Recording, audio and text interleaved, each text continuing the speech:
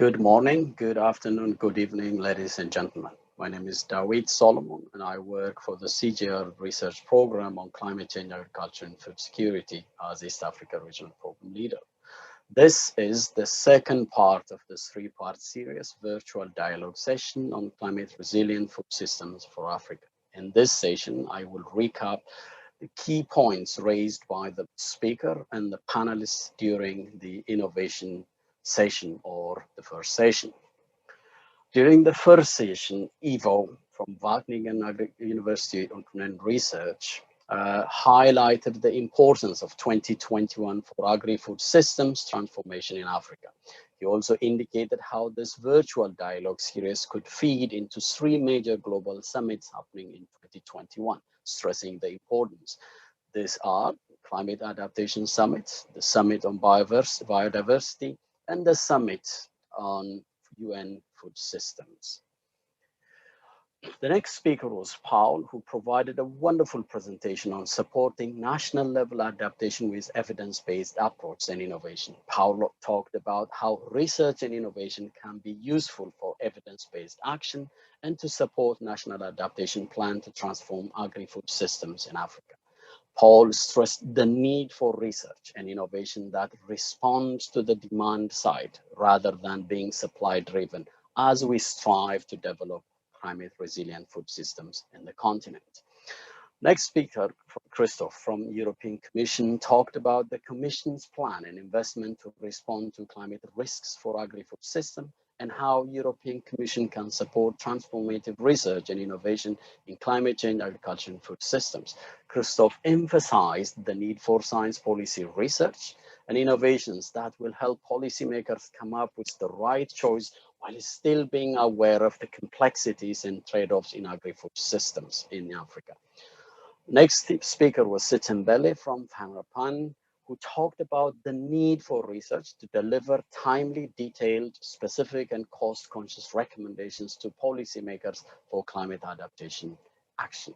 Similarly, Marcel from the Netherlands Ministry of Agriculture, Nature and Food Quality stressed that the scientific community needs to work closely with agri-food system stakeholders to respond to the complexities in the agriculture and adaptation arena. Marcel highlighted the importance of engaging private sector as part of the solution and also in developing innovations. Chris from Africa 2000 Network talked about the fact that research evidence, recommendations, and innovations on adaptation should be developed in a bottom-up approach and the need to involve end users, including smallholder farmers. Chris talked about the need to avoid fragmentation of efforts and that recommendations should be backed with enough investment. Proposed sustained program-based approach rather than project-based approach for broad-based innovation uptake and implementation at scale. Eunice from Wageningen Center for Development Innovation talked about national level adaptation policy recommendations as actions need to address the needs of the most vulnerable and should have a clear gender dimension for broad-based scaling. Finally, Marco from CGR Systems Board pointed out the need to listen to end users and beneficiaries and the need for joint envisioning and co-development of adaptation research questions and agenda, the importance of partnership with private sector, government and farmers to develop innovations as equal partners, and effective communication of research results and recommendations to uptake and broad-scale implementation. Marco stressed the need for an agri-food systems innovation research to tackle the emerging challenges, including climate variability and climate change, and to achieve impact at scale. Marco also talked about the role that the upcoming Climate Adaptation Summit and the restructuring of CGR into one CGIAR could play in this. With this brief recap, I now would like to invite Patrick, who is the CEO of the Global Center on Adaptation, to deliver a welcome by chair on this event, which will focus on digitization to improve planning and monitoring of adaptation action. Patrick, the podium is yours. Well, thank you so much, David. That sounds like a very effective and impactful first dialogue. And I'm sure this one, too, will be very revealing indeed. So, ladies and gentlemen, colleagues, friends, good morning, good afternoon, good evening indeed. Welcome to today's discussion organized by the CGIAR. Thank you for that. Specifically on the digitalization to improve planning and monitoring of adaptation actions. My name indeed is Patrick Verkooyen. I'm the CEO of the Global Center on Adaptation. We are a relatively new international organization. We're hosted by the Netherlands with offices in Africa, South Asia, and China. We're chaired by Secretary General Ban Ki-moon. And our role is to act as a solutions broker to accelerate, innovate, and scale adaptation for a climate resilient world. So let us start the discussion today by examining the role of digitalization to fast track adaptation in African food systems. The continent, obviously, where challenges facing the food system are particularly immense. And I'm sure you also discussed this in your first dialogue. What do we know? Three things. One, climate change threatens to undermine the livelihoods of smallholders.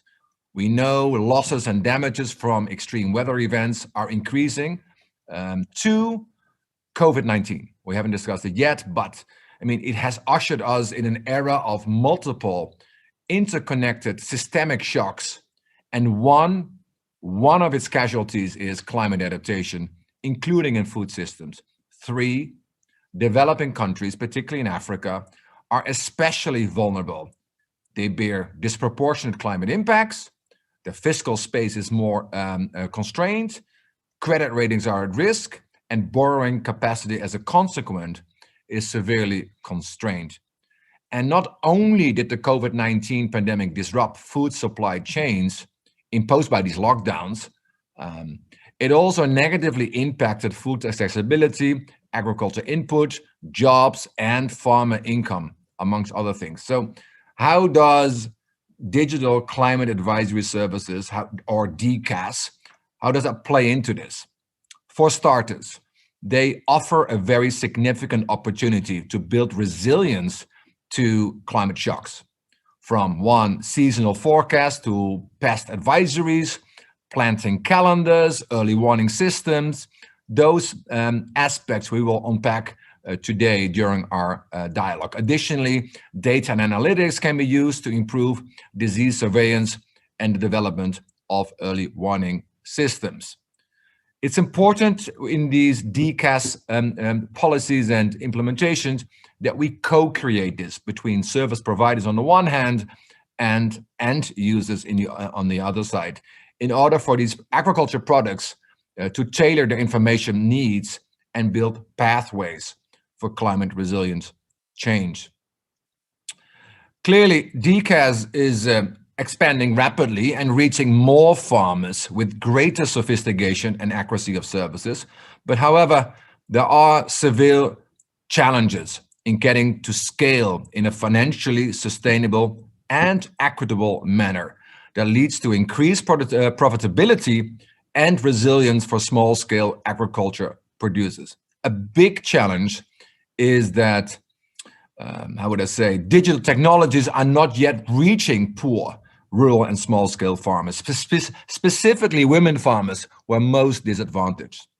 Another challenge is that most digital agriculture technologies in sub-Saharan Africa are still small-scale and dependent on donor funding and are in the pilot scale. We have to build viable business models to deliver digital solutions to smallholders and agri-SMEs at scale.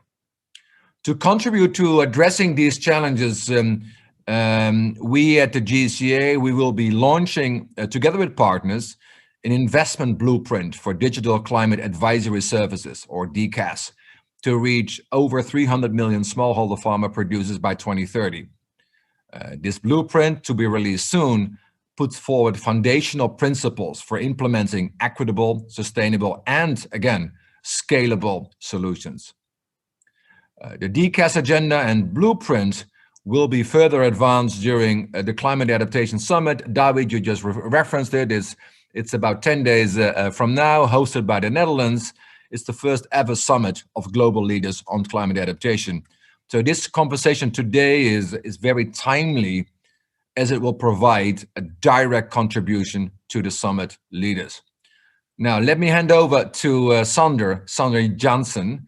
He is the director of Earth Informatics team at Wageningen University here in the Netherlands for a deep dive in opportunities of digitalization in developing sustainable and nutritious food systems. Sander, the floor is yours. Thank you. Hello. Thank you, Patrick, for this handover. I'm very honored to have this invitation from the organizers to speak to you and hopefully give you some more insights in digital solutions and their link to food systems and climate change. With that, I will now share my presentation. So I hopefully in a minute you can see my screen, and then I will start talking more about this. So as Patrick mentioned, I'm the team lead for Earth Informatics at Wageningen University and Research. And my team sits sort of at the interaction between digital solutions and all the applications in agriculture and food systems. In this presentation, I was giving the challenging title, Can Digitalization Transform African Food Systems? And I will not give a full answer to this. I will just give a part answer to this, which is, I think, also in line with what Patrick says. Yes, it should play definitely a role, but there are some boundary conditions that need to be fulfilled to do this. My main topics or messages I will address in this presentation is the sort of short-term versus long-term perspective on adaptation. I will talk a bit about whether the evidence of impact of digital solutions really exists and what it really means. And the distinction, I will then go a bit into the distinction in digital technologies for policymakers versus small-scale producers. And hopefully that gives you a good understanding of where some of the pressure points are. And it's not only about giving digital solutions to smallholders, but also to policymakers. Now, first, let's talk about the short-term versus long-term adaptation. And I want to go to the World Economic Forum, where they also looked at this question of what are the top 5 risks for livelihood, and then and also in terms of impact and likelihood, and then the climate-related things are really on top. And I found this nice visual from the 2018 risk report on that, but also the 2020 sort of repeats that. And this was pre-COVID. So this was published and then COVID happened. And then you can argue how this would look now this year. So that's exciting to see. But anyway, a lot of the main risks are seen from the environmental point of view. And here they separated out extreme weather, so extreme events and droughts and all this from the failure of climate change adaptation. If we look at climate change impacts on agriculture, generally speaking, you could say it could have a positive impact because the CO2 increases, so that's positive for photosynthesis, so potential for production increase, especially in the temperate regions. The tougher story in climate change adaptation and impact is in the arid and semi-arid regions. So there are higher temperatures and rainfall season changes will lead to suboptimal conditions for growth. And then we are back on these extreme weather events, which increase through climate change. We don't really fully understand how. I have to say this as a scientist, but there is some correlation there. And of course, that's a main worry of many farmers, because that's what they notice now. They are now changing climates and now changing things. So I think that, to me, it's always a challenging thing, the climate change adaptation discussion. So I want to try to bring some clarity here. I don't know if it succeeded. Is that adaptation, we talk a lot about the long-term perspective of systemic changes in the production system towards 2030, 2050. There's a lot happening now, which are these extreme events. And then there's an unclear relation with that and climate change. Of course, the climate system change is really gradual and slow. So it's step by step.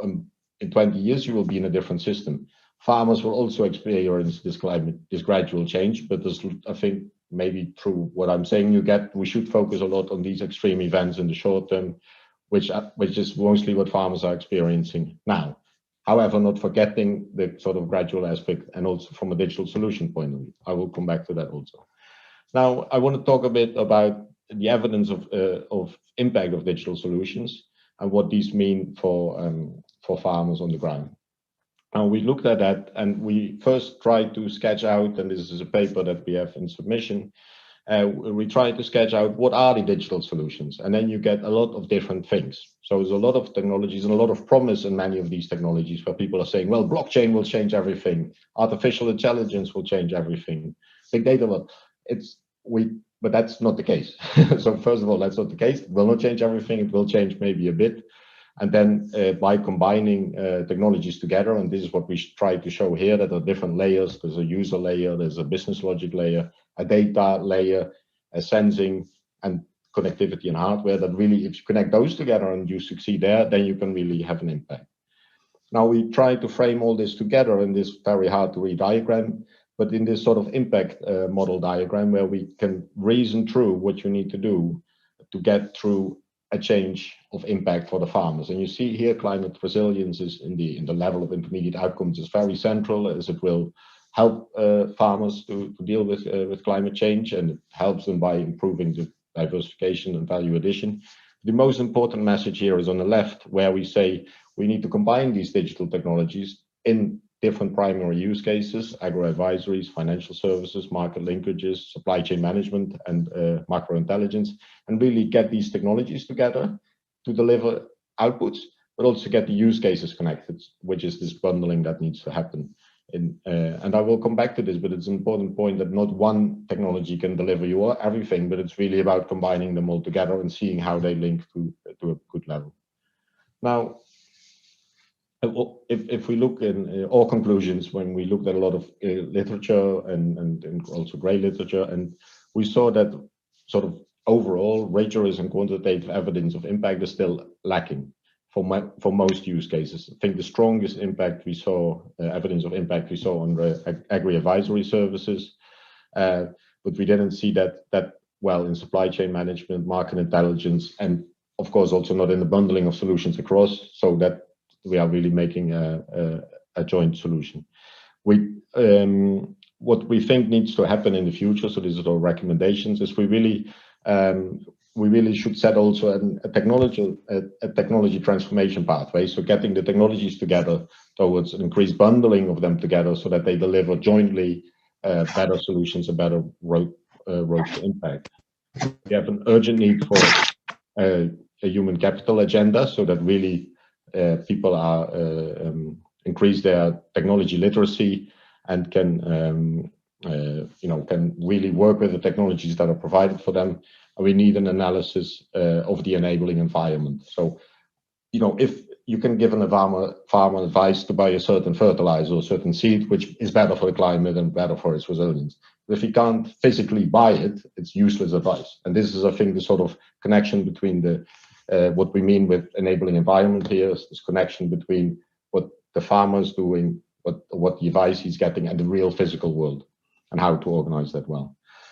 Just as an announcement, CTA and Dalberg published this Digitalisation of Africa agricultural report 2 years ago, and which was a very good stock take of what was happening in Africa around this topic, and also we used it a lot here.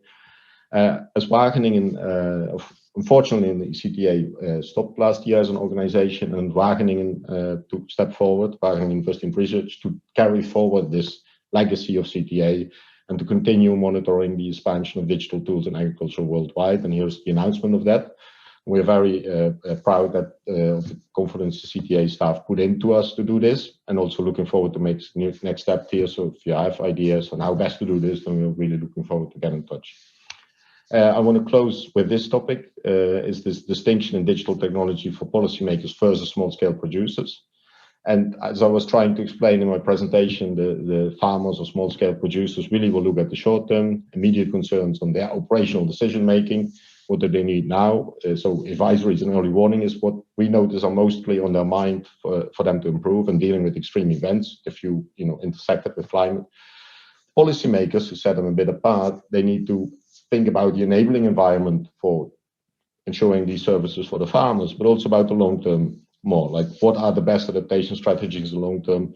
How do these shifts in the climate system really work in the long term? And how do I best prepare for that? Now, to give an example of the smallholder services, this is the growth trend in these type of services that were captured in the CTA Dalberg report. So you see a strong growth in these type of services. where the most of them are on advisory and information services.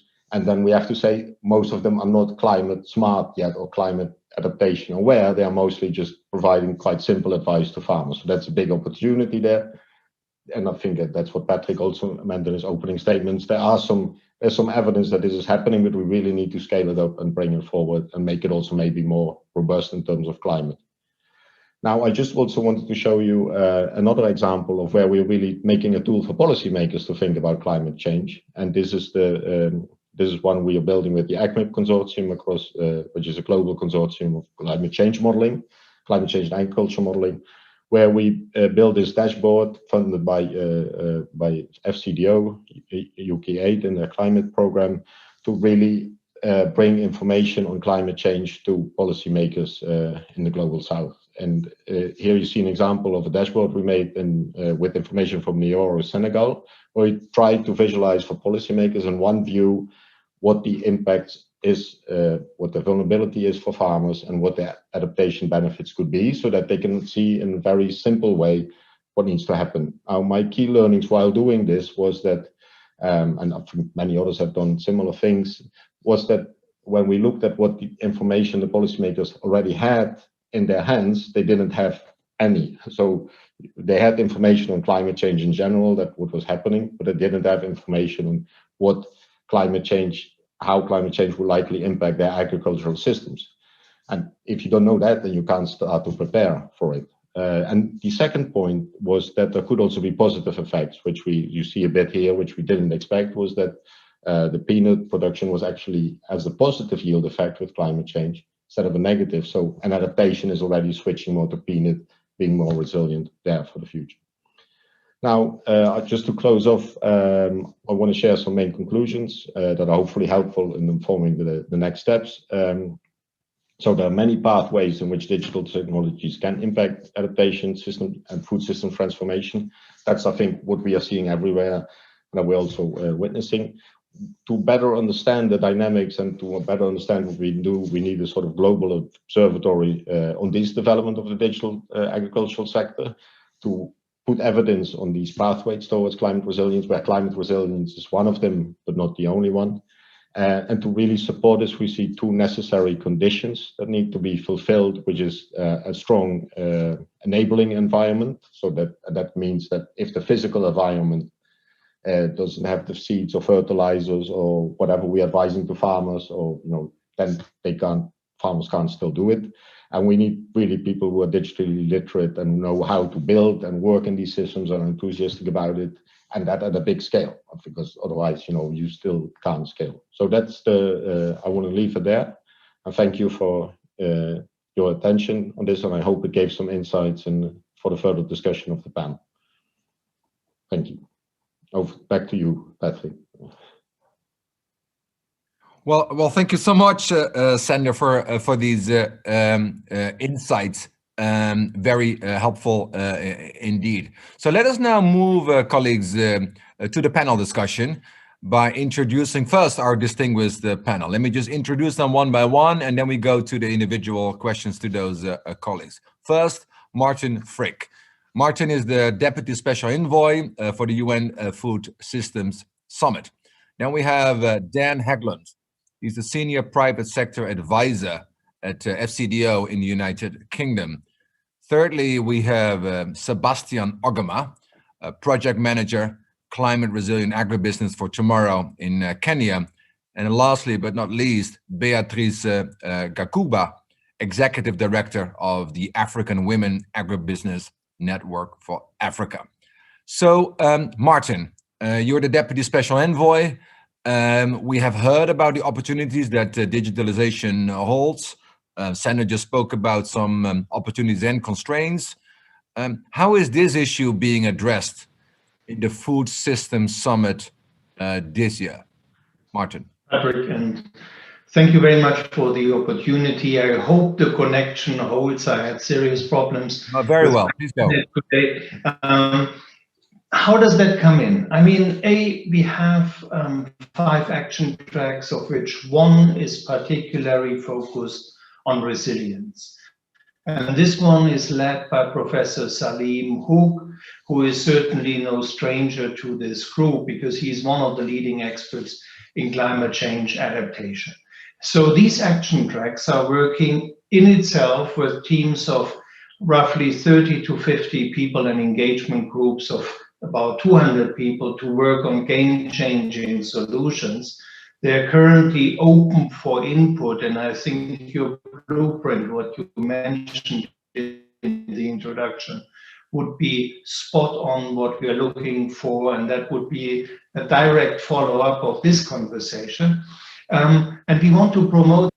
On the other side, we are engaging on a country level in every single UN member state. 8 weeks ago, there were all the ambassadors in New York. Our first country-level dialogue was held to the countries which have nominated a national focal point working on the preparation. We have, again, 27 that are now in the process of defining a national convener and many more to follow, many expressions of interest. And I'm saying that because in these national debates, very much like in the NDC debates, we need an all of government and we need an all of society discussion. And working with our scientific group, there is certainly an entry door here for the international scientific community, but also for local scientific communities to make these points and create direct recommendations for national action plans, for change of policy, for investment strategy. Last point, between the action tracks, there are 3 cross-cutting work streams: gender, innovation, and finance. And I think all 3 are also relevant for your work, and I would suggest to connect with them, as we, for example, in finance are looking into blended finance model and innovative finance model to bring investment to the pressure points where you can build a more resilient food system. Excellent, Martin, for this comprehensive response. What applies for each and every summit? A summit is as good as its outcome, as it's forcing action. So it's very important that we keep this agenda alive, but it is even more important that these summits, including the Climate Adaptation Summit, but also the Food Summit and COP26, truly drives this agenda forward. Success, the metric of success is whether digital climate advisory services is implemented on the ground for the poor. That is what we all are responsible for together. So Dan, you're at FCDO, you're the United Kingdom, you're hosting the COP. Obviously, we go from the Climate Adaptation Summit to the Food Summit through your G7 presidency in the next few months. Eventually, we will arrive in Glasgow. I mean, you've heard about challenges and opportunities. What are your perspectives on how they can be overcome and what your government are planning to do in this regard? Thank you, and good morning, good afternoon, and good evening, everybody. Pleasure to be here. I think, Patrick, the first thing I'd say is that in the FCDO, we very much look at digital as an enabler with potential of strengthening resilient food systems, really right through the chain from the sort of upstream science, technology, and innovation through to developing of business models, through to commercialization and this concept of end-to-end innovation. And we see an enormous opportunity for digital in strengthening sort of links between these stages, but also in helping actors collaborate and really kind of digital being something that we can harness to strengthen food systems. I mean, I think in terms of barriers to uptake of adaptation technologies and initiatives, I think, you know, there's many barriers out there, but if I would highlight one, it would be the sort of challenge around reliable, verifiable outcome data from interventions. Because if we want to better mobilize private finance, and we will increasingly need to do so given the pressures on public finances from the pandemic, we really need to do what we can to improve how we sort of measure whether technologies are being taken up, whether they're actually yielding results, and sort of digital can really help us to do that and to develop payment by results or incentive-based payment structures. So, for example, we are working in the Ag Results program together with various other donors to test what we're calling pull mechanisms to sort of pull in market forces and private sector investment. And I think that's a huge role that digital can play. Excellent, Dan, and particularly the role of the private sector, how to really mobilize and incentivize, and how to pull them into this space is critical. And obviously your role at FCDO, given also the global leadership role you're playing in 2021, is vital and to drive this indeed. Let's go to Sebastian. Sebastian, from the climate resilient agriculture business for tomorrow perspective, craft. I mean, we heard some of the challenges from previous speakers. We're particularly interested in solutions. What are your thoughts in this regard? Yeah, thank you, Patrick, and hello, everyone. The project that I work for makes its interventions primarily through working with private sector partners. So all our results, all our initiatives are directed through private sector partners. We do not sort of like train farmers directly. And herein lies the problem.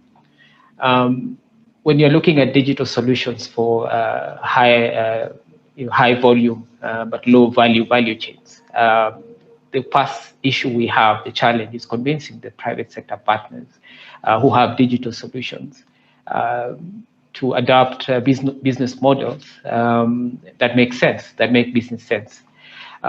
We have seen, especially in East Africa, and encountered various digital solutions that are applicable to our value chains.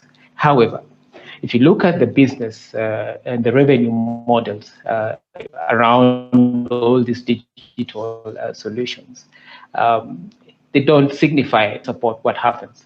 Are those models really directed at donors, or are they directed at farmers? If you solve the business model problem, then you go into incorporating those climate smart solutions into those digital products and services available on the market.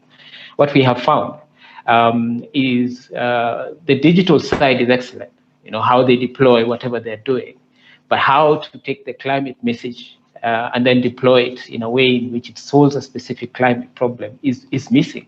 And if we cannot make a case for business for incorporating climate smart practices within digital solutions available on the market, then it fails our investment test. And that has been a key problem for us. But that's not lost. We look at these challenges as opportunities for investment, and hopefully we can share more about this in the next interaction point. Thank you, Patrick. Excellent. Thank you so much, Sebastian, for this rich response. And indeed, I would like to come back to you in the second round, if you give us a moment. Let's go to Beatrice. I mean, from your perspective, Beatrice, you're a user of digital services yourself. You represent your agribusiness sector as a whole. I mean, what do you see as the challenges for mostly in using the different services, or difficulties in accessing the desired information to adapt to climate change in your daily sort of agribusiness?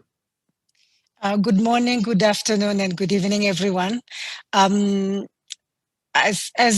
Sebastian said, just said, and from the presentation of Sander, and what you also said at the beginning, Patrick Vincent, it's very, very, very relevant. I will not repeat what you have said. It really, really speaks to us. One Africa is a Women in Agribusiness Network, and we have members, 2,700 businesses working with almost around 800,000 small-scale farmers, right? And women, both majority women and youth. So the challenge is that those services are there, but they are donor driven to begin with. They don't have a business model. And by the time we engage with them, 6 months later, they cannot even deliver the service they're supposed to deliver, just for the same reason that you just evoked, Sebastian and Patrick Vincent, because they're following the style. Most of them are financed by projects, and when the cycle of the project is finished, there is no business model for sustainability. So there is a need to build in, for the experts, for the experts, they are to rethink and re-engineer their thinking on how to address really these issues and make these service providers a business, not just grantees of donors, and also save money for the donors and for the private sector. So this is something that we do have to go about. And one of my most crucial point that I want to, the narrative I want to share in the few minutes that I have left, is that we all know that the face of agriculture on the continent in Africa is a woman, the women. So if we do not intentionally focus on women, it's going to, all our efforts will go in vain. We just conducted a survey in December asking our members, all of them, the whole network from Northern Africa to Southern Africa, asking them what are the 2 priorities that we should be focusing on in 2021 after COVID. Because from our COVID data, we found that only 4% of our network were able to make some money by adapting to digital marketing. And among those 4%, 90% were under 25. So you can see yourself the big gap. And I don't know how we're going to change the food system, promote the food system, and ensure food security with that focusing and reducing that gap. So the answer for that, to come back to the answer of that, our survey in December, they gave us the 2 priorities. One was financial literacy and digital literacy. Those are women that we all think they can do. They're all smallholder, they're all this and that, but they did not ask for grant. They asked for digital literacy and financial literacy. And yes, Martin is right. I think I'm in 2 other tracks for the food system where gender is a cutting cross. And in Africa is crucial. Is very crucial. And yes, Patrick Vincent, the Blueprint Fund is very, very, very, very, very, very needed, much needed. But with a dedicated line for women in agribusiness, because with that, empowering women economically in agribusiness and sustaining their business, there will be no growth in economy. There will be no climate adaptation, because the women are the change agents, because 80% of rural transformation will only take place when we empower women. Thank you. Well, thank you so much, Beatrice. And in a minute, I want to come back to you specifically on this point, to drill down a little bit about this empowerment of women agenda and precisely what can be done, what do you need, what should other partners bring to the table. Dan, let's get back to you for a minute. You spoke about the enabling environment, the role of policymakers, moving from the whole value chain, so to say. So we also spoke about finance. What do you believe? How can digitalization support investment decisions that address both climate adaptation and also agriculture development at the same time? How can we just marry these agendas? Thank you, Patrick.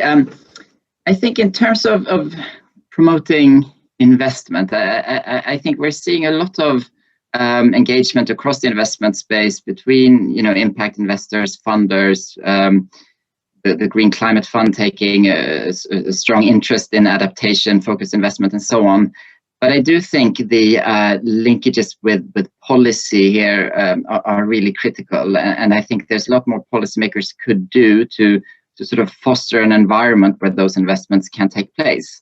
And I'm thinking, of course, government and policymakers have a big role to play in terms of setting a broader enabling environment. But I think taking it a step further in terms of actively looking for ways in which you can sort of use the public sector extension system, for example, to kind of open it up and bring in private sector solutions and sort of incentivize greater private sector investment in that space is needed.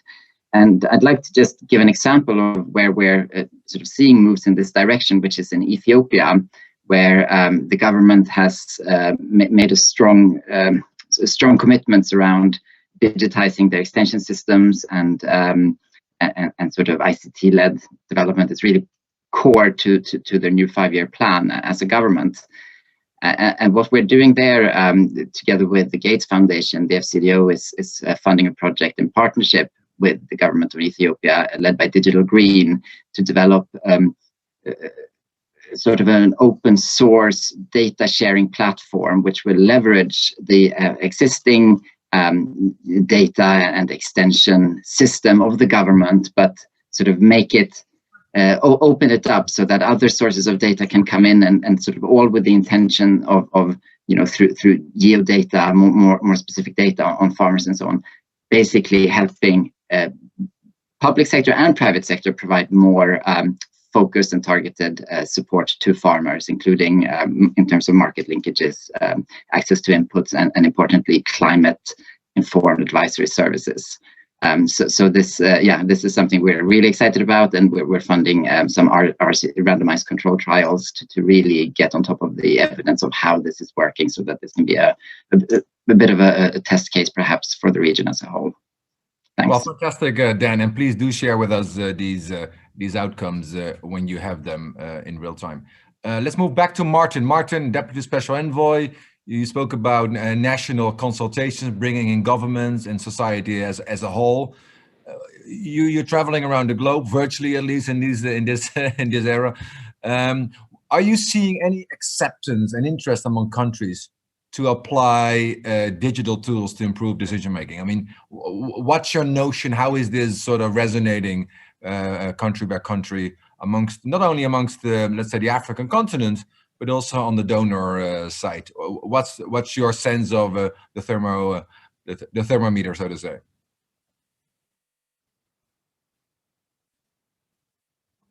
Martin, you might be on mute. I think we see a bit of a double reaction. One is, on one side, people now. Hello. Yeah, you are zooming in and out. I think it's the internet connection. Martin, maybe you can just start your response. Yeah. Okay. Let me just stop my video. Maybe then the audio signal gets better. I think so. Yeah, I was about to say we are seeing a bit of a double reaction. On the one side, on classic things like extension services, but also on risk assessment, on helping farmers to get the granular information they need, weather forecast, for example, that is really reliable. Absolute, there is a big interest here, but it's also an understanding that we are having an uphill battle against the digital divide. So it's not only about the digital solution, but it's also about building all the network that we need. So I hope this came through. Can you give me a visual sign whether you can hear me or not? Well, an audio sign, we hear you well, Martin. Okay, great. So, and this is, and I wanted to emphasize this point. The summit in September is a food system summit, because we exactly want to bring the system links, and we need IT investment, we need digitalization of rural areas, we need the access on the one side, and we need the solutions to kick in on the other side. So one thing and the other have to go hand in hand. Excellent. So Beatrice, maybe I just want to come back to your point. You were very sort of compelling in your first set of remarks. Two related questions. I mean, what can we do to improve the opportunities for African entrepreneurs, right, to enter into this digitalization of agribusiness one? And related, how can we bring women in this domain? I mean, what is truly needed? We have Dan here, we have others who can partner with you, who are partnering with you. What do you truly need?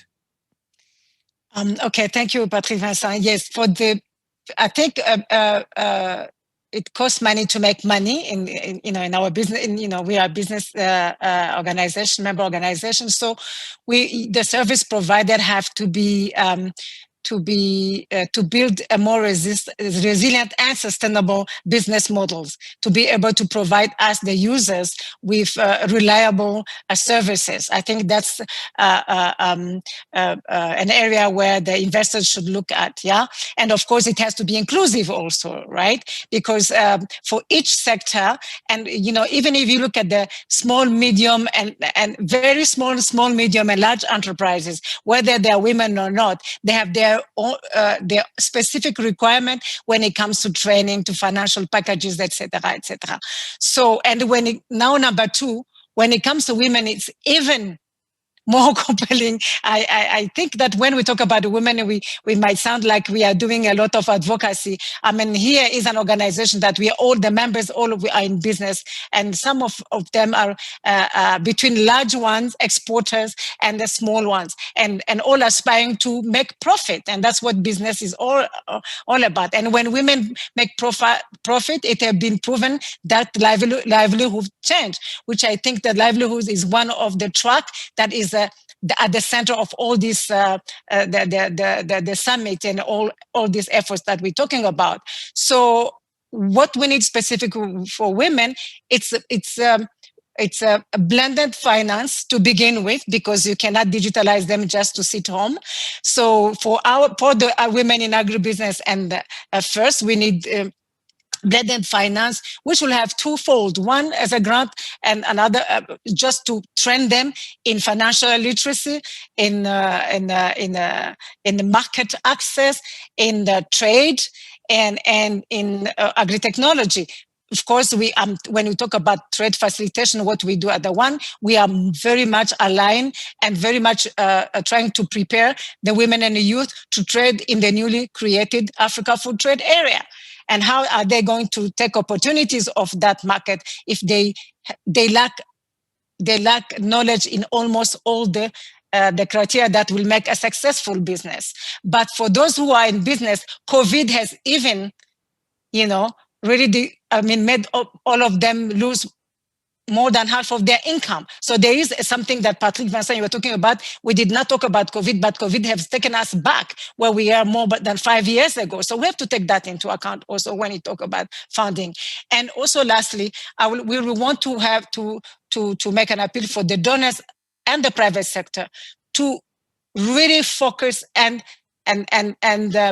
when they create an investment fund tailored by each segment of businesses, and when it comes to women, because when you look at their profiles and their businesses before COVID, they have really made a lot of progress, and they were really driving the local markets, etc., with almost no help.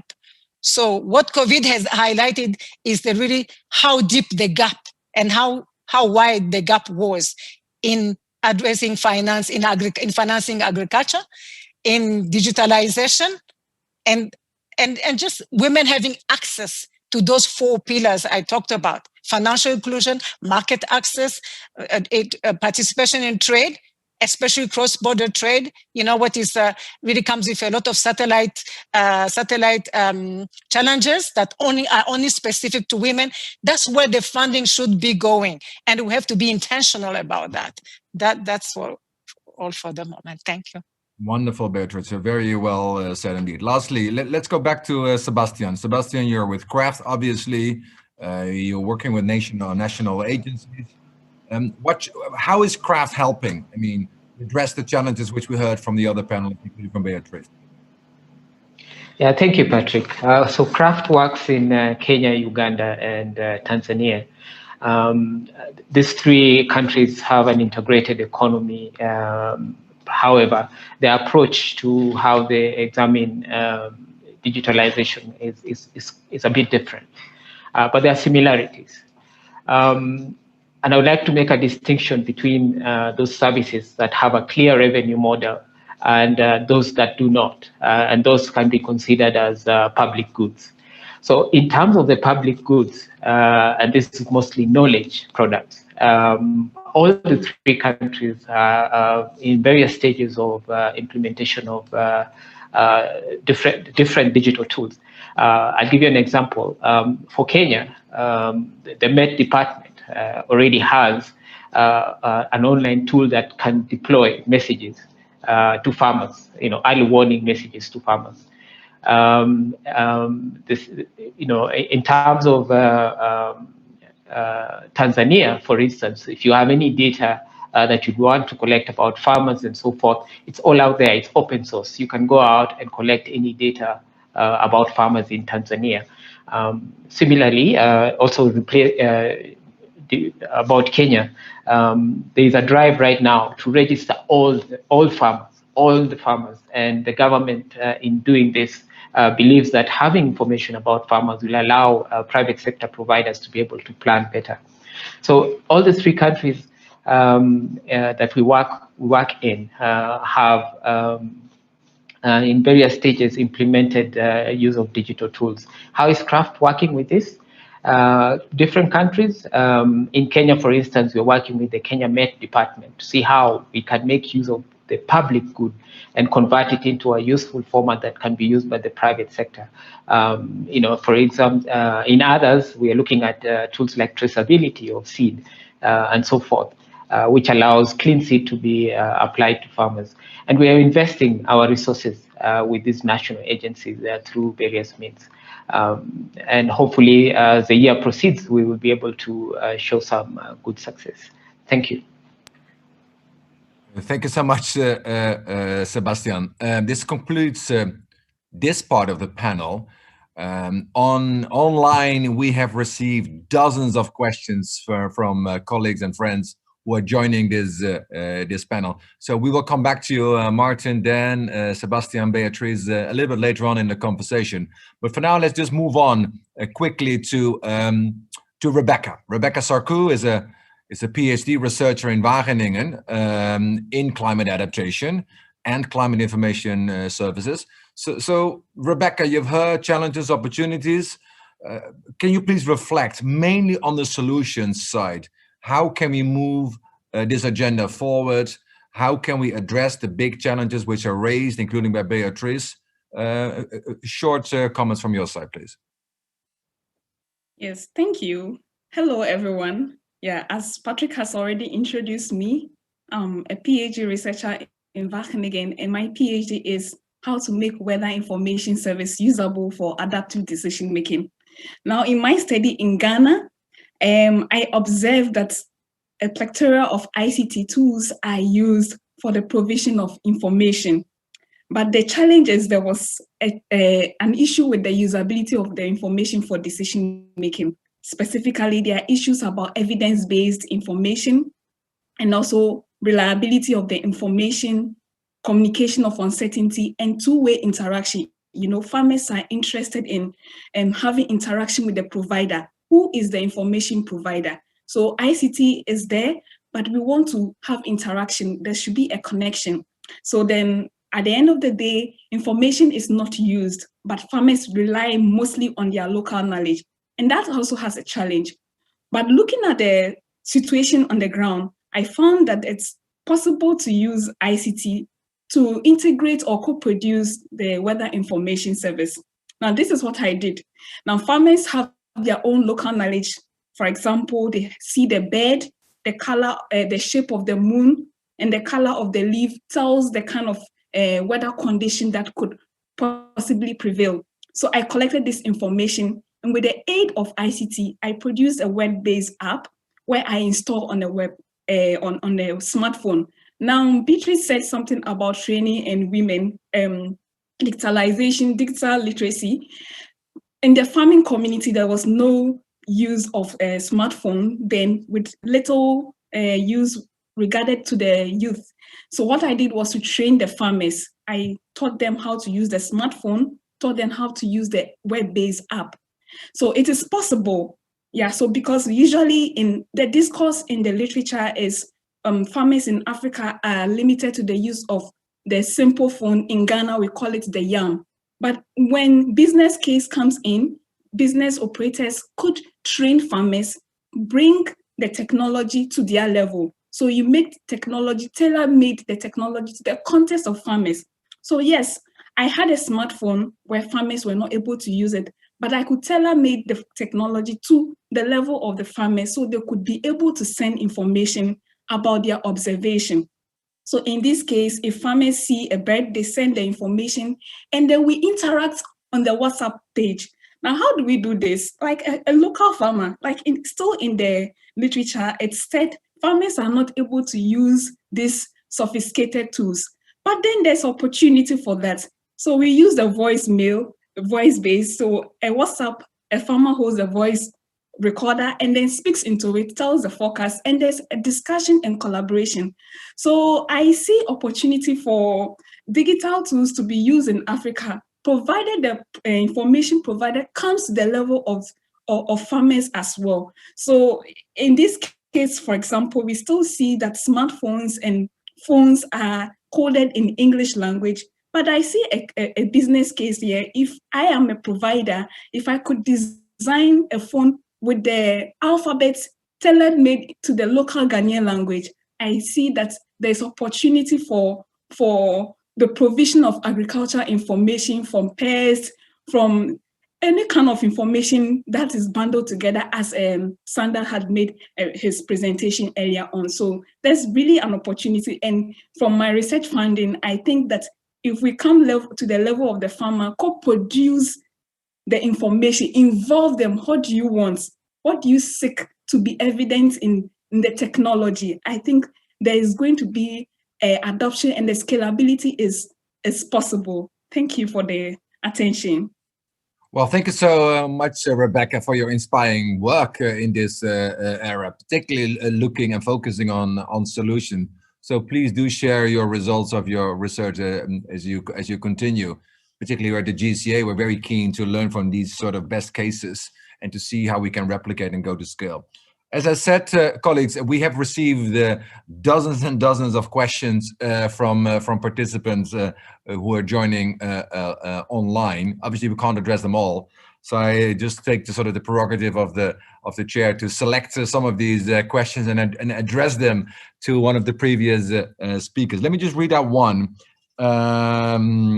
I think Beatrice also addressed this point. I addressed it for sure in the beginning, and it says something like this. Digitalization has come to the fore as a result of COVID-19 lockdowns, especially in our everyday lives, with considerable innovation. How can we maintain this innovative dynamism and direct it towards DCAS? I mean, COVID, as I said, it is a challenge and an opportunity. Dan, what are your views? How can we move now? How can we use the opportunity side of COVID to really drive this agenda at scale on the continent? Dan?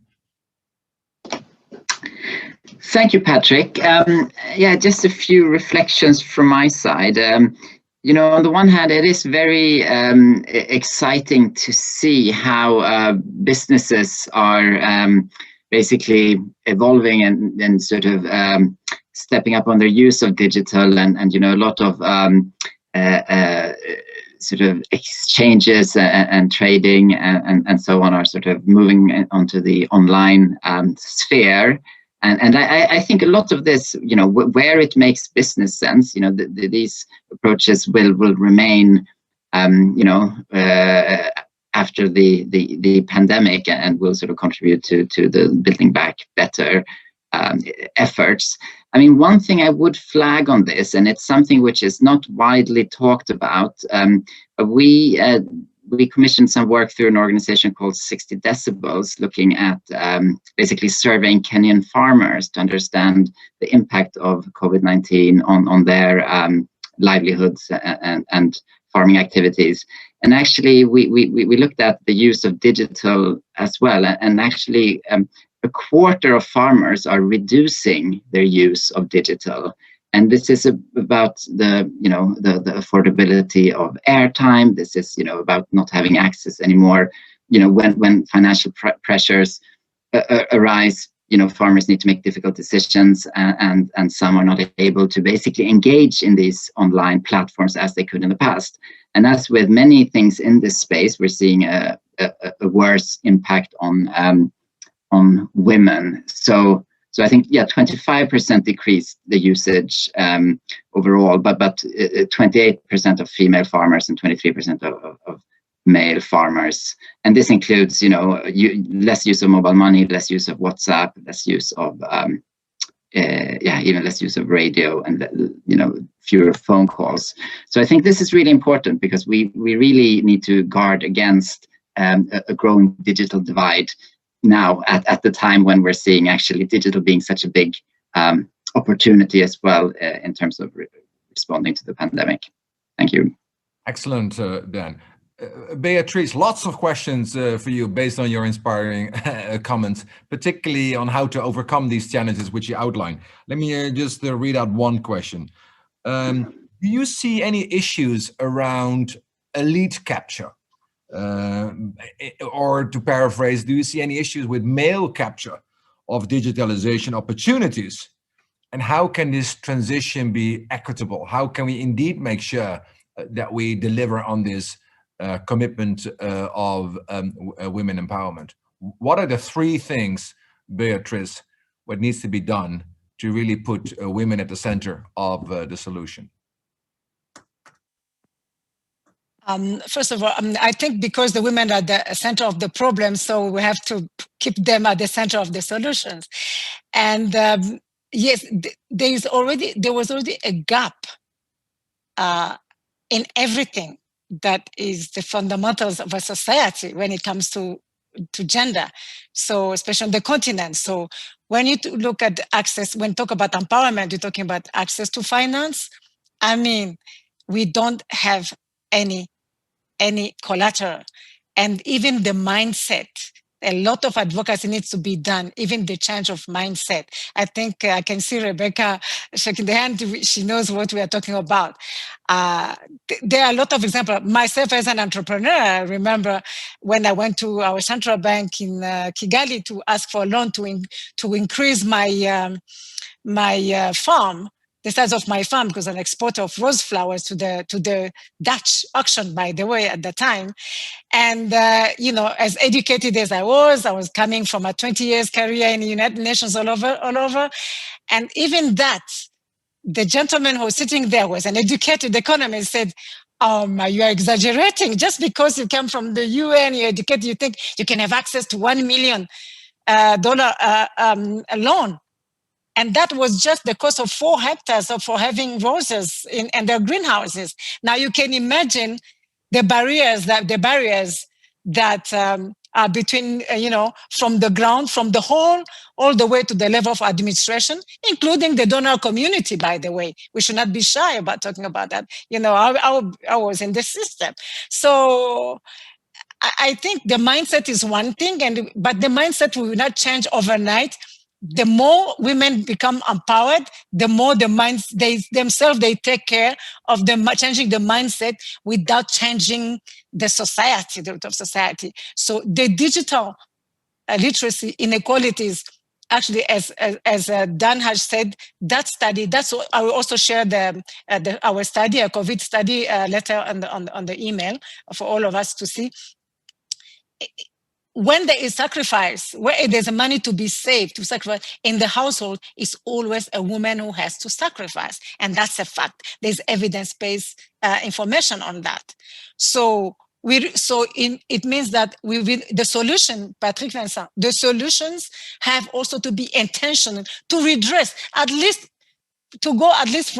must be progressively a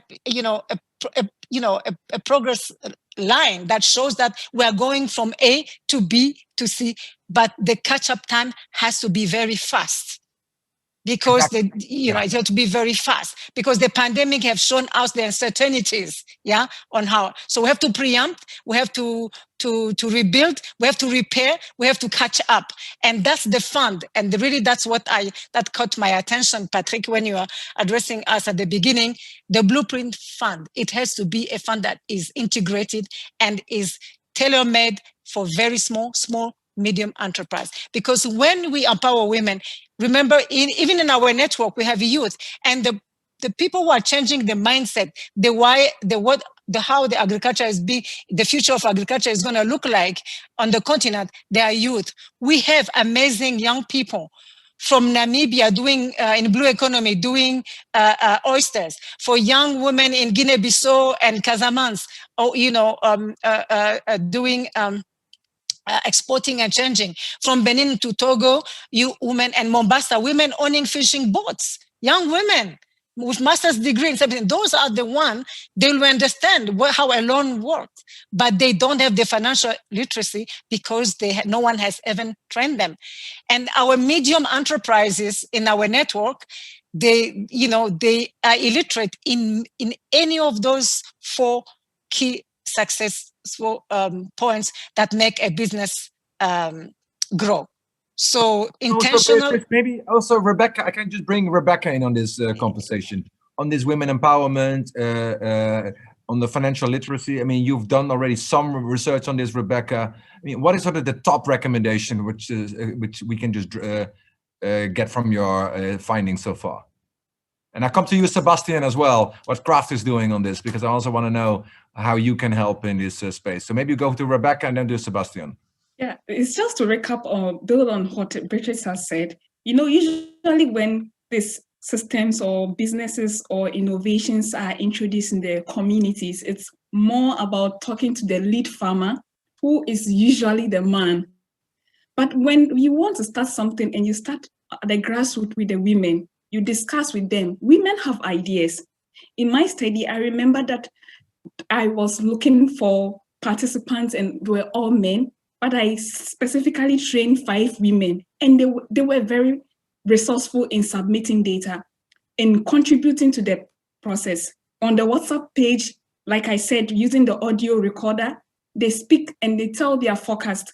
So, when you involve them right from the beginning, you don't create something and then just also give it to them that here is an innovation. Talk to women, start from them, and also train them. So for me, I'm going to talk about ownership. Make them part of the process. Start from the grassroots, from the beginning of the process with them, and then train them, and they would understand the process. And once the women pick it up, I tell you, business owners and so on are able to also make a business case out of it. And scalability, we're always talking about scalability. How do we sustain innovation? How do we scale it up? Women are one of the catalysts to sustain and scale up innovations in agricultural food system. So that's what I would also add. Well, thank you so much, Rebecca. On that point of scalability, obviously vital. Another related point which is vital, I think Dan raised it, is acceleration. It's not only going to scale, but it's also going to scale faster. Yes. Sebastian, how do we do that? Yes, thank you very much, Patrick. This is one thing that Beatrice also alluded to, access to resources for women to very specifically actually invest in their businesses. As a project, Craft has set aside actually resources that are earmarked specifically for women entrepreneurs. We've made it available for women businesses to sort of invest in their businesses. We co-invest up to 50% of, for instance, of an initiative that women businesses would like to bring into play. And we've sort of instituted some sort of affirmative action that allows women to access funds easier than other business forms. And I'm pleased to say that, for instance, in Kenya, some of our participant businesses, more than half are owned by women. So we see opportunities if we set criteria for investment to be suitable for investment. Women can do it, and we've seen it, and we would like to do this more. Thank you. Okay, thank you so much. So Martin is back. Martin, you raised this, the importance of 2021. Climate Adaptation Summit here. We go to the G7 chaired by the UK. We have the Food Summit, Food Systems Summit to be precise. We have COP26. So what do we want from this conversation is that climate advisory service will be central to these agendas, right? I mean, that's sort of success for this constituency. We have over 1,000 colleagues here in the call. We're swamped with questions and comments and suggestions, which is a good thing. So Martin, you're running the Food Systems Summit. You said resilience is one of the 4 work streams, and Salim Hook is driving that. I'm sure he's doing a great job. We all know him very well. We want concrete outcomes of this summit. What do you need? What are concrete outcomes in your view for the Food Systems Summit on digital? Is it more funding? Is it new business models? What is success in your view? And how can we help to get that to success? Well, let me start by the end, and I will put it also in the chat box. The action tracks are currently looking for these big solutions. That's exactly the moment to come in. And there's a website called foodsystems.community where you can provide all of your great ideas and become part of that conversation. On this gender point, and it made me happy, I was listening now. In the meantime, my internet problem is fixed. I was listening and I could not agree more how important it is to particularly empower women in agriculture and make digital solutions accessible for that. We have a wonderful lady working on this gender aspect, Jemima Nuki, who is also in the CGIAR system, so she can drive that. I wanted to make these 2 points. One, bring on a global level the solutions you have to this dialogue with the action tracks, because they are selecting their 25, 30 game-changing solutions now. And flagship policies, flagship initiatives on digital do have their space here. And the second bit is, nationally, if we want to implement them, and I forgot to say that in the first intervention, there's also the possibility for all of you to host independent food system summit dialogues. There's training available, there's facilitation support, communication support. So why not having a targeted dialogue on women and digital solutions in Africa, on digital solutions, digital inclusions in a specific region? This is something I would specifically like to invite you, because I like this discussion, and much respect to our strong ladies on the panel. Maybe you would consider to be a convener for one of these dialogues. And let me put the web resources in the chat box in a second. Well, thank you, Martin, for this very kind offer. And I see Beatrice and Rebecca nodding, so I take that as a yes. But as important of dialogues in chat box and here and there, we need political commitments. We need strong commitments at the Food Systems Summit. So I would encourage all of us to think, who are these global leaders who are driving this agenda?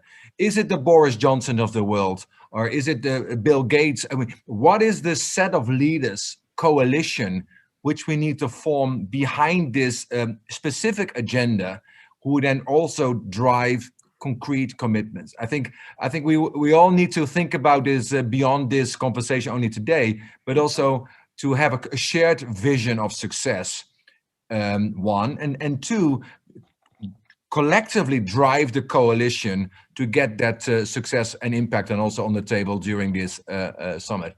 We all are sort of privy to the risk of summits being talk shops. We all say we don't want talk shops, we want action. I think it's up to us then also to think through what that truly means in practice.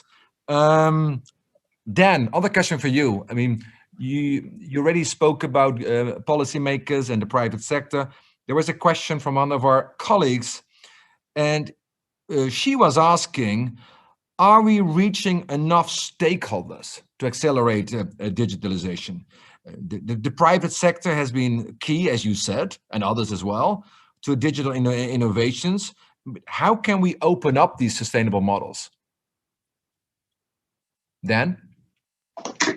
Thank you, Patrick. Yes, no, I mean, I think it is an issue in the sense that you really need to understand the perspectives of all the stakeholders in the food system to really better manage the trade-offs that are unavoidable and that you sort of need to manage, and that you can manage if you have as complete information as possible about the sort of needs and priorities and risks facing different groups. I mean, I think and it's sort of building on Martin's point that he made in the his earlier comments around the need for a whole of society approach.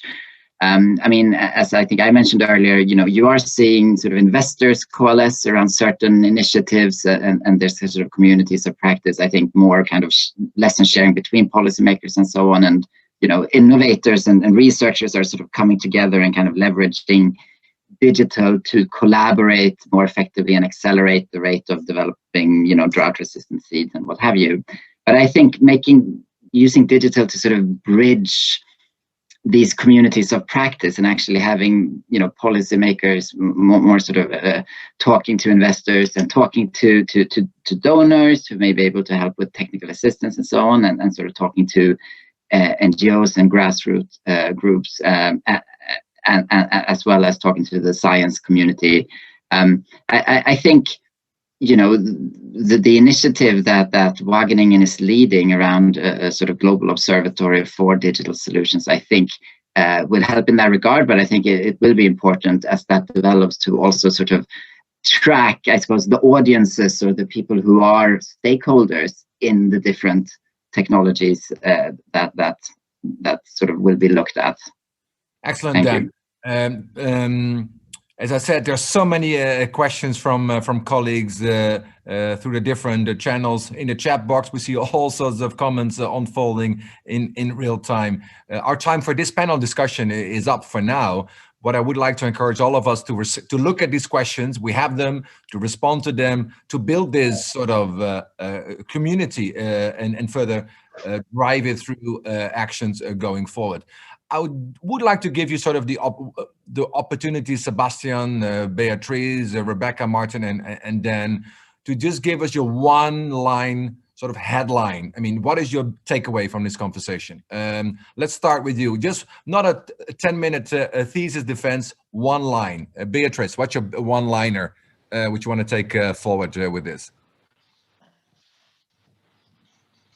Oh, you're on mute. That is a good defense. I have to read it because I prepared that one. Oh, here you I had go. many of them, so I had to choose one. So my one-liner is to create a fund that is dedicated to the digitalization of agriculture in Africa, and especially for women, and with a dedicated line for women and youth in ag. Okay, women empowerment, finance, that's your take. Sebastian. Yes, yeah. Like Beatrice, I know there are many things I can say, but I think, in my opinion, from observation, success in digitalizing agriculture, especially for climate adaptation, will come down to only two things. One, making clear the case for business. Where is the revenue being made? Is the model applicable to the demand for specific services? And lastly, how do we integrate climate smart practices within either bundled services or standalone services? Once we get that, I think we'll be fine. Thank you. Well said, Sebastian. Martin. Very simple. We need to make the world's poorest agents of change, and digitalization is the tool to do so. Excellent. Rebecca. Okay, from my end, I would say we have to tailor-made digital tools to the needs of farmers, the context of farmers. If that is done context-wise, technology-wise, tool-wise, there's a way out for food systems development in Africa. Well, thank you so much, Rebecca, also for your contributions. Context-specific, scale, and speed. I think that's the way forward. Dan, last but not least, your one message. Thank you, Patrick. Yes, I think it would be, building on what Rebecca just said, I think, to really drive uptake of adaptation efforts at scale, I think we do need to just shift the mindset towards innovation in terms of this idea of end-to-end innovation, which just means building bridges between the research community, the investor community, policy community, and importantly, local stakeholders on the ground. Excellent. And also thank you, Dan, for your very strong comments today. I would like to move now, in closing our dialogue for today, we have a couple of minutes left, to Ida Rademacher. of the Netherlands, working at the Ministry of Foreign Affairs. Ida, you're the host of the upcoming Climate Adaptation Summit. The world is not only about summits, of course, but we have already concluded at the beginning, we want to exploit these summits to force actions. Ida, what are your takeaways from this conversation, and how are you planning as the Netherlands in driving this agenda forward in the near term, but also in the middle long term? Yeah, thank you, Patrick, for giving me the floor to close this second webinar of the virtual dialogue sessions organized by CAS and Wageningen University. And indeed, I do this on behalf of the Dutch Ministry of Foreign Affairs. And I will come up with some concluding notes, though I have to say that I hope to do justice to the speakers of today because they gave so much information. It was 2019, of course, when the Global Commission on Adaptation, the GCA, launched the Adapt Now report. And in this report, the GCA called for, amongst others, a revolution in planning, in using climate information for making policy, for making decisions, for investments, and for implementing solutions. And therefore, the aim of this webinar was to identify certain principles or certain approaches that will help to better plan and also to better monitor adaptation activities in the agricultural sector through digitalization. And the speakers of this webinar have shared some valuable insights and input for that. So I have 3 takeaways that I want to share with you today. So my first key takeaway, and it's probably an open door for many, is that digitalization has a lot of potential to contribute to sustainable agricultural development. And it is very promising because it helps value chain actors to plan their adaptation activities and to use climate smart technology. Nothing is climate smart everywhere, but everything is climate smart somewhere, and digitalization can help individuals and organizations to identify what is climate smart, where, when, and how. Then my second key takeaway, and that is that the digital advisory services are still in an infant stage. We are to an extent still pioneering with these services. We're trying to develop products, bundling them, as Sander said earlier, reaching farmers, and we also want to have impact. And what I learned today is that there is still a world to win in terms of all 3. So in developing and improving the right products and services, in reaching even more people, and of course, especially the women, as Beatrice said, and also measuring the impact that these tools have. So COVID-19 has accelerated the interest for digitalization and digital advisory services. So it would be great if this could also lead to an increase of uptake and impact of digital climate advisory services. This means, and this is also my third takeaway, is that we need to address some of the challenges that we face along the way. So Beatrice and Rebecca, but also the other speakers, they talked today about some pressing challenges, such as getting quality climate information, about having actionable information, reaching the end user, the digital literacy, the making sure that there is capacity with actors in the value chain to use the information for their coping strategies. So that means for farmers that they know when to crop and where. It means for pastoralists that they know when to move and to where.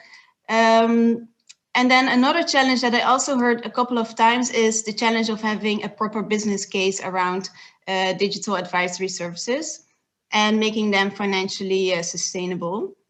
So then we as a Dutch ministry, we also see and acknowledge the opportunities of digitalizations in our development cooperation. And therefore we have a digitalization strategy already a couple of years. And for example, in developing new ODA programs, we as a Dutch ministry also try to take into account the opportunities and the risks, where we didn't talk about today, unfortunately, of digital technology. And that is why we invest in programs that pioneer with digital products, and also why we fund research programs such as CAS and Wageningen University. So having said this, this webinar is now also coming to an end, but I'm sure that the conversation about this is not.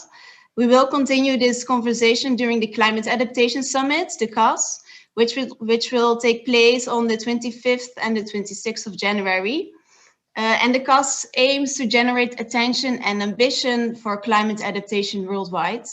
And Patrick, you of course already touched upon it at the beginning of this webinar, but digitalization is as a way to transform food systems will also be discussed during the food security and anchoring event of the CAS. So before most of you are going to enjoy the weekend, I would also like to say a big thank you to the panelists and the participants for their contributions today. And of course, for the organizers of the event, to CCAS and to Wageningen University, including the back support, very, very well done.